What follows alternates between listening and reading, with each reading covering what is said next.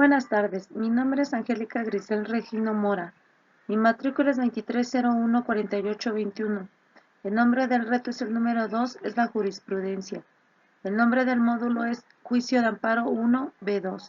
El nombre de la licenciatura es en Derecho. El asesor es la maestra Sofía Pérez Fuentes Sacramento. La fecha de elaboración es el 9 del 10 del 2024. A continuación, llevaremos los planteamientos dichos por este cuestionario.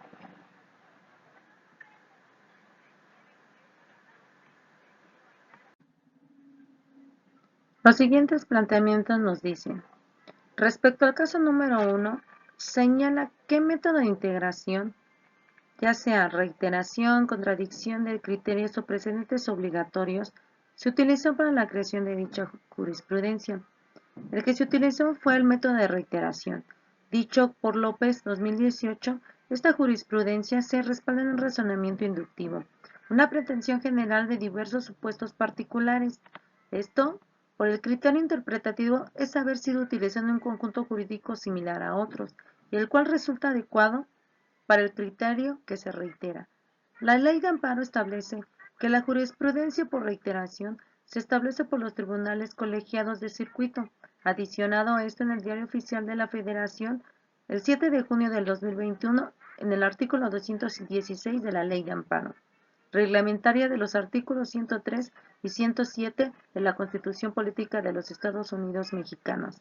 El artículo 224 de dicha ley nos dice que la jurisprudencia por reiteración se establece por tribunales colegiados del cuento cuando sustenten por unanimidad un mismo criterio en 5 sentencias no interrumpidas por otra. En contrario, las cuestiones de hecho o derecho que no sean necesarias para justificar la decisión no serán obligatorias. También nos dice el artículo 229: interrumpida la jurisprudencia, para integrar la nueva se observarán las mismas reglas establecidas para su formación. Igual dicho en la Ley de Amparo, reglamentada en los artículos 103 y 107 de la Constitución Política de los Estados Unidos Mexicanos en el 2015.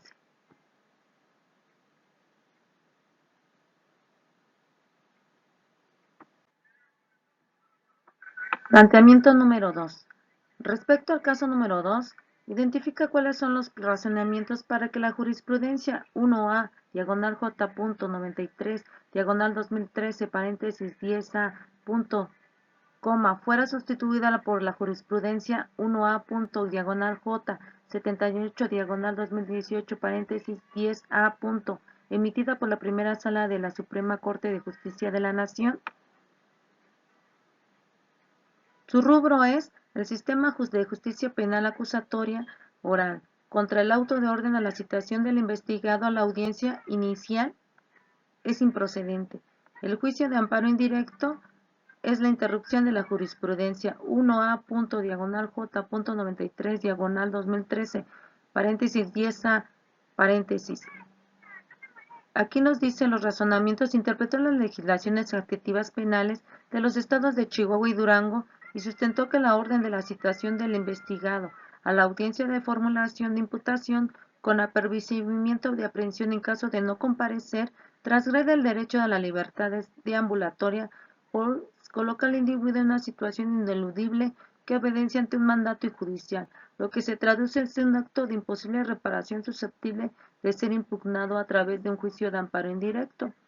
Esto, al contrario de la primera sala, estima que es necesario interrumpir ese criterio de jurisprudencial por la regularización de la citación a esta audiencia en las legislaciones locales mencionadas es semejante a la prevista en el artículo 141 del Código Nacional de los Procedimientos Penales.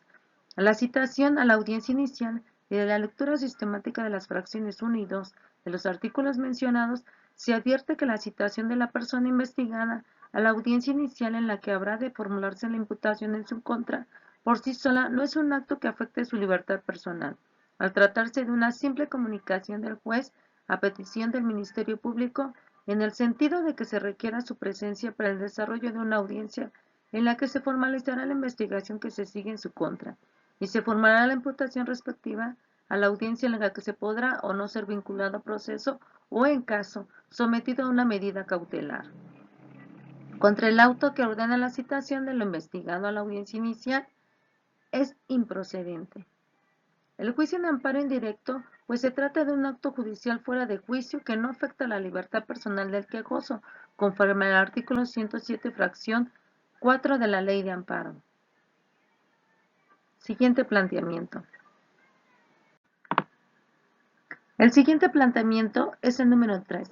Respecto a los casos 1, 2 y 3, indica en qué época del Semanario Judicial de la Federación fueron publicadas las jurisprudencias.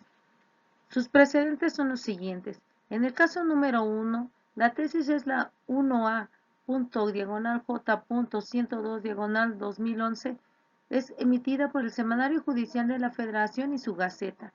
Es en la novena época, en la primera sala. En el caso número 2, es la tesis número 1A.J78/2018-10A. Fue también emitida en la Gaceta del Semanario Judicial de la Federación en la décima época en la primera sala. El siguiente caso es el número 3, es la tesis P.J145/2000, Semanario Judicial de la Federación y su Gaceta. Fue en la novena época y fue emitida por el Pleno. Siguiente planteamiento. Número 4. En el caso número 3, señala para qué autoridades es obligatoria la aplicación de dicha jurisprudencia.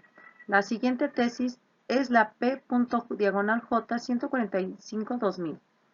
El texto señala, la jurisprudencia, su aplicación no viola la garantía de la retroactividad de la ley, emitido por el Pleno y las autoridades que están obligadas para llevar dicha aplicación de la jurisprudencia es la Suprema Corte de Justicia de la Nación y los tribunales colegiados de circuito, las cuales asientan dicha jurisprudencia, de acuerdo a los principios generales del derecho, de conformidad con lo previsto en el último párrafo del artículo 14, tal y como se reconoce en el artículo 94, párrafo sexto de la Constitución Federal, así como los numerales 192 y 197 de la Ley de Amparo, el cual nos dice en el artículo 217, la jurisprudencia que establezca la Suprema Corte de Justicia de la Nación será obligatoria para todas las autoridades jurisdiccionales de la Federación y de las entidades federativas, con excepción de la propia Suprema Corte.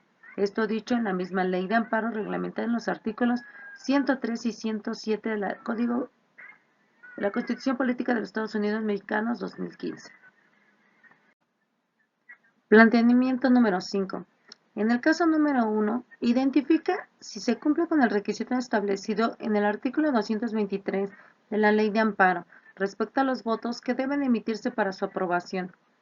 Dicho esto, en el artículo 223 de dicha ley, las razones que justifiquen las decisiones contenidas en las sentencias que dicten las salas de la Suprema Corte de Justicia de la Nación constituyen precedentes obligatorios para todas las autoridades jurisdiccionales de la Federación y de las entidades federativas cuando sean tomadas por mayoría de 4 votos.